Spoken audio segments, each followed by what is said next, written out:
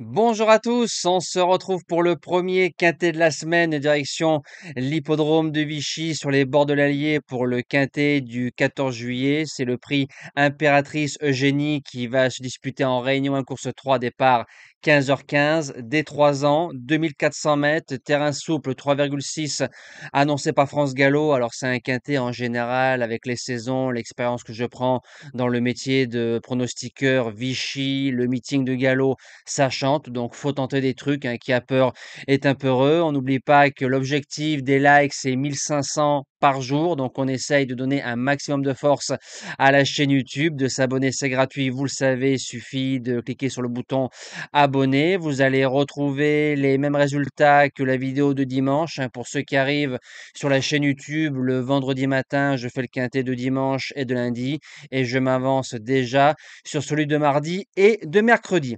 Allez, c'est parti pour la sélection. En base gagnante, le numéro 6, Dishingi Spirit. Le cheval reste sur 2 victoires. Ça lui a donné 8 kilos de pénalité sur l'échelle des valeurs. Visuellement, c'était bon, voire même très bon. C'est un cheval qui va aborder son premier quintet. Il arrive en forme, il peut se monter près de la tête et bien emmener. Le coup du chapeau est possible. En deuxième base, le numéro 7, Sapodila, qui a gagné aussi 2 handicaps, passant de 29 à 35,5. La course suivante, elle a bien couru, on l'a montée en sous-marin, elle a bien fini. Si on vient avec des ambitions de victoire, pour moi, elle sort pas des trois. Pour les chances, le numéro 13, Britannia, 5 sur 5 en course, elle a été supplémentée. Que des courses à condition, 2000 à 2600 mètres, ça a été ses distances courues. Premier handicap, premier quintet plus, mais sur la forme de la jument et de l'entraîneur, je serais déçu de ne pas la voir dans les 5.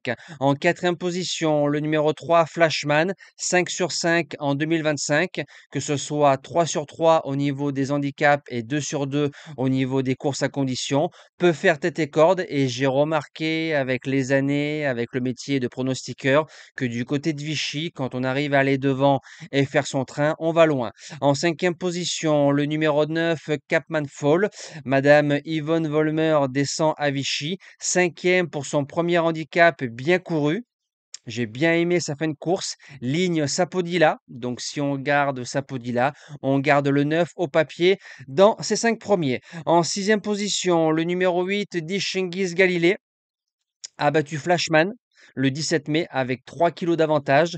Là, il y aura plus que 1 kilo d'avantage. Il y a la pénalité, 2 mois sans courir, corde 16. Il y a du pour et du contre, mais c'est un bon cheval. Et comme l'entraîneur est doué, attention. En septième position, le numéro 2, Avant l'orage, qui a raté son départ dans un quintet le 19 juin du côté de Paris-Longchamp dans le prix du Nabob. Le lot est moins fort, corde 14 à gérer, mais le niveau, il a. Et je termine avec le numéro 16, King of Hello, 7 sur 7 en course, faisant entre 1600 mètres et 2400 mètres, faisant toutes les surfaces.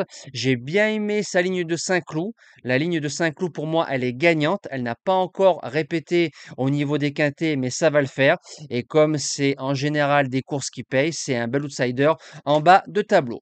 Voilà, j'ai plus qu'à vous souhaiter encore un bon 14 juillet. Profitez bien en famille, entre amis. Nous, on se dit à demain pour un tout nouveau quintet. Merci à tous et à demain.